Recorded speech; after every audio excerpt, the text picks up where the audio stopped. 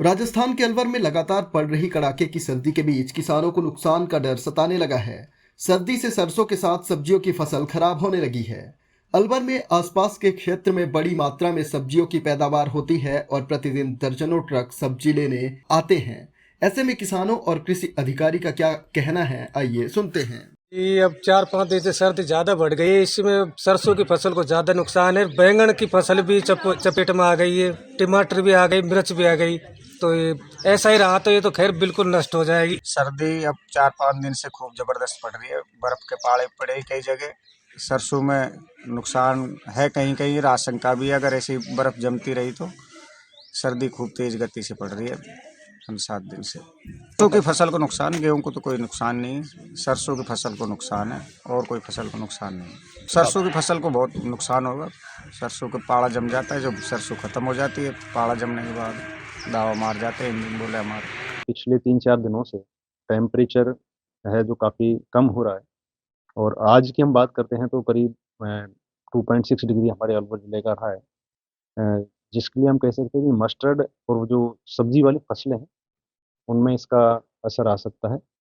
और विशेषकर हम बात करें सरसों का तो हमारे ज़िले में मेजर एरिया है और लगभग 1.5 लाख हेक्टेयर के आसपास सरसों का है। और इसमें यदि कंटिन्यू ये टेम्परेचर यदि रहते हैं, डाउनफॉल रहता है, तो निश्चित रूप से सरसों में इसका नुकसान देखने को मिल सकता है।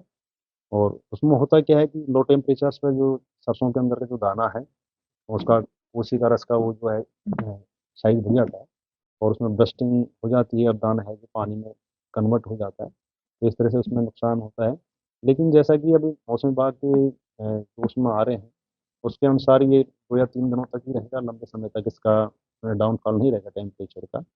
और हम किसानों को ये कहते हैं यदि फिर भी टेम्परेचर्स डाउन रहते हैं, तो ऐसी स्थिति में हम किसानों को ये कहते हैं कि भई जिस रात पाला पड़ने की संभावनाएँ हों, उस रात में हमारा जो खेत है, उसका जो नॉर्थ वेस्ट मतलब उत्तरी पश्चिमी जो दिशा है, उस साइड में कोई भी कूड़ा-करकट या कचरा जला के धुआँ किया जा सकता है, जिससे कुछ हद तक जो टेम्परेचर है, हम ये कह सकते हैं 2 से ढाई डिग्री टेम्परेचर को बढ़ाया जा सकता है।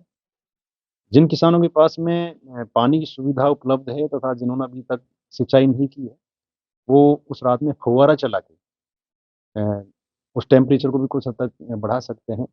साथ ही तीसरा जो केमिकल ट्रीटमेंट है, उसमें हम ये कह सकते हैं कि भई जो गंधक का चूर्ण होता है 0.2% मतलब 1 लीटर पानी में 2 ग्राम जो घुलनशील गंधक होता है, उसको डाल के यदि हम फसल पे स्प्रे करते हैं, तो उसका टेम्परेचर भी करीब 2 से ढाई डिग्री बढ़ सकता है। इस तरह से ये तरीके अपनाकर हम फसल को बचा सकते हैं। और किसान भाइयों से हमारा अनुरोध यह रहेगा कि विशेषकर जो मस्टर्ड और वेजिटेबल्स की जो फसलें हैं, उस समय उनका हमको विशेष ध्यान रखना है। बाकी गेहूँ के लिए और जौ, चना में ऐसा कोई विशेष नुकसान अभी तक देखने को मिला भी नहीं है। हालाँकि मस्टर्ड की क्रॉप में भी अभी तक कोई टेम्परेचर की वजह से कोई नुकसान देखने को नहीं मिला है। लेकिन यदि कंटिन्यू टेम्परेचर डाउन रहते हैं, तो निश्चित रूप से सरसों और सब्जियों फसलों में ये नुकसान हो सकता है। अगर ये वीडियो आपको पसंद आया है तो इसे लाइक जरूर करें। अगर चैनल अभी तक सब्सक्राइब नहीं किया है तो कर लें और नोटिफिकेशन पाने के लिए बेल आइकन भी दबा दें।